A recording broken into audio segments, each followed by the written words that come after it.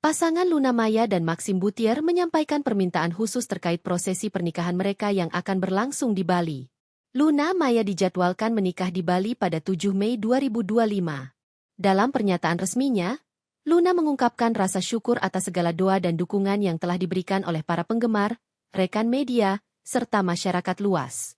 Ia juga menyampaikan apresiasi kepada seluruh pihak yang turut hadir di sekitar lokasi acara. Meski belum dapat menyapa secara langsung, Luna menegaskan bahwa kehadiran dan antusiasme mereka sangat berarti bagi dirinya dan pasangan. Namun, seiring dengan harapan untuk menjaga suasana pernikahan tetap sakral dan intim, Luna memohon agar privasi mereka dihormati selama beberapa hari mendatang. Ia menegaskan bahwa momen tersebut ingin dinikmati bersama keluarga dan sahabat terdekat.